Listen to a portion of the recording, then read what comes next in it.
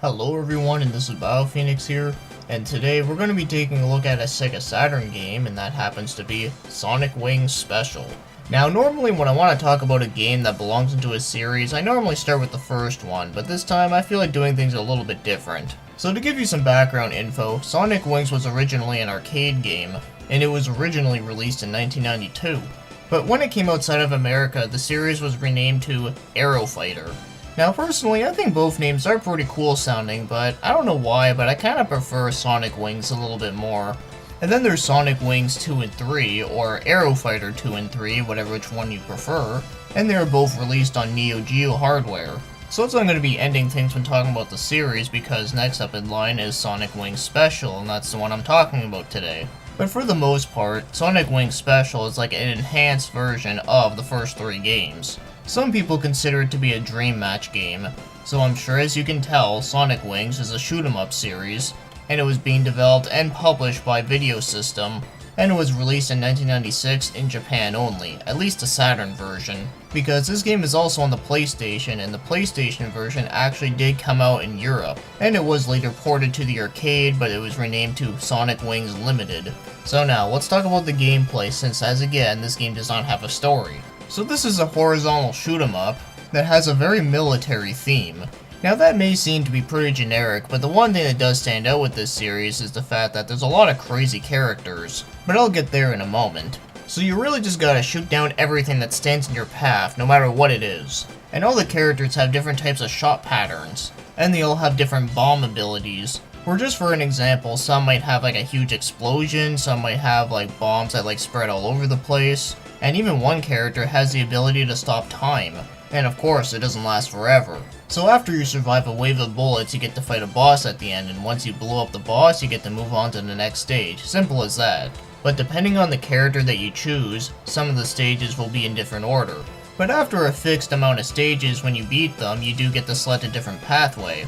So you can't play every single stage within one character. So not only do you have to replay the game again to see all the stages, but also it's a good way to help unlock some of the other characters and other fighters. So now I think would be appropriate time to go over some of the characters in this game.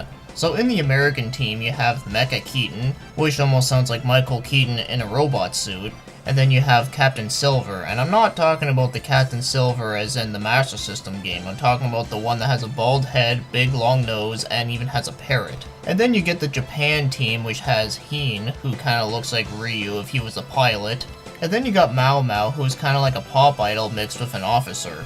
And then on the Russian team you have Volk, who kinda looks like a badass Russian dude. And then you have Shaika and Pushika, who happen to share the same fighter because they're twins. So now we have the Sweden team, which has Kaufu the Viking. You know, the fact that we got a Viking that flies a jet, that's pretty damn awesome. And then we got TBA-10, which kinda looks like Rob the Robot. And then lastly I'll mention is the PKF team. So they have Lord Reverend White, who happens to be an old guy with a pet cat. And then there's Whitey, which happens to be a... wait, what? A dolphin? Like, what? I guess Echo's the dolphin's cousin just got tired of his shit and decided to join the military. And then there's two other teams that both have two characters within them, but you gotta unlock them. And you unlock them by completing the game with each character. So it seems like this game has some replay value going for it, because you get to unlock extra fighters for each character, then you get to unlock more characters, and of course there are other stages that you did not get to play during your first playthrough. Now before you do get discouraged, I do have to say that a lot of the stages within this game are very short, and they really don't take any time at all to clear through. But just like a lot of shoot-'em-ups, this game can be pretty difficult sometimes. But I'd say this one is very forgiving, because you do get unlimited continues to a point.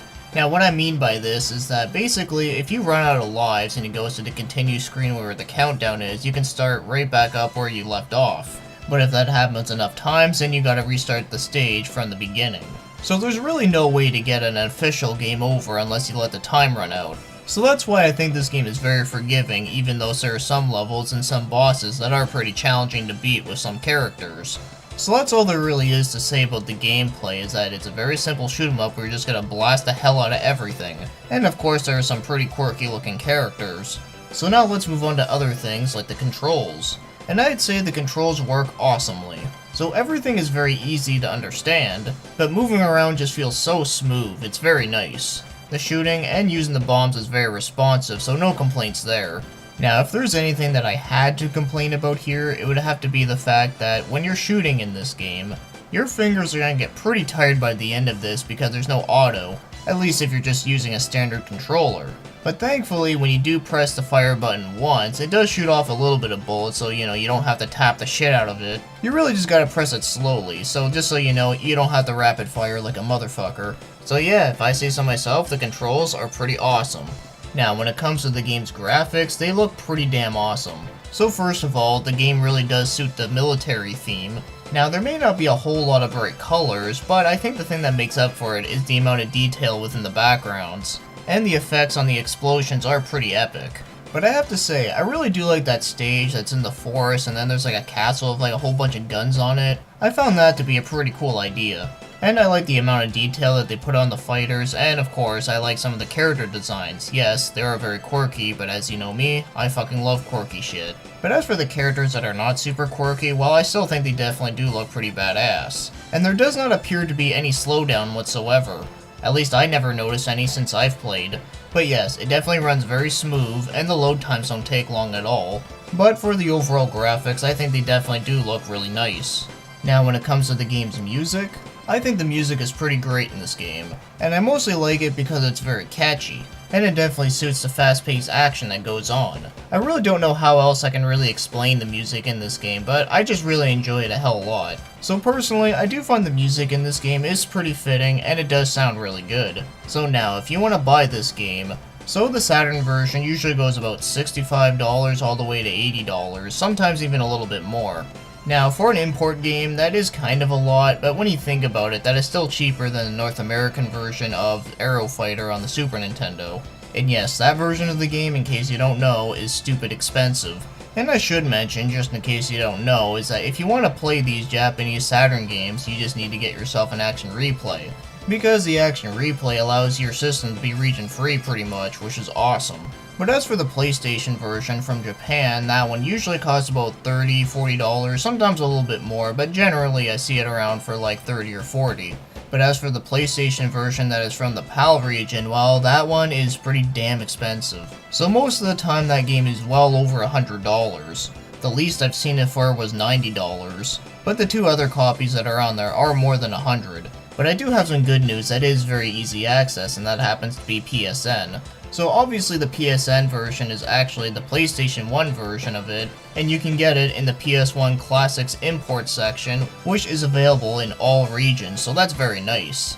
I'd say that getting it off PSN is way easier than doing emulation, mainly because if you want to emulate some Saturn games, you're going to have to get a really good PC for it. But the PlayStation version seems to be the exact same thing, really, so it really doesn't matter which version you play. But I still want to mention that just in case you do want to play this game, because trust me, I can definitely recommend it already. So for my overall thoughts on the game, I think it's an amazing shoot 'em up. So all the performances are really good, and of course the gameplay is just a hell of a lot of fun, and it's also very addicting. Which is a great sign for the genre that it's in. And as I already said, I do like the characters within this game just because they're just so weird and wacky in a shoot 'em up like this. So if you really enjoy shoot 'em ups, then this is definitely a really good one to try out. So I can recommend getting this game off PSN. I'd even say it's worth importing if you do want to play this exact version that I'm playing. Even though I know importing isn't for everyone, since I know some people just don't have the funds to pay like extra shipping and all that kind of stuff. Unless you're living in Japan, then all you gotta do is just walk around the corner and there you go. But anyways, if you're just playing the game, no matter which way you're playing it, either through emulation, through a digital copy, or even a physical copy, you're doing yourself a favor of playing an awesome game. So before I end things here, I just want to say that yes, I will probably take a look at some of the other games within Sonic Wings / Aero Fighter. Now originally, I was planning on doing the Super Nintendo version of the first game, but I decided to do things differently and want to talk about Sonic Wings Special on the Sega Saturn because I don't really do a whole lot of Saturn games on this channel, and I really would like to. And maybe eventually I would like to take a look at Aero Fighter 2 and 3, and of course there's also one on the N64 called Aero Fighter Assault, and I remember playing that game at a friend's house a long time ago, so it would be interesting to take a look at it again.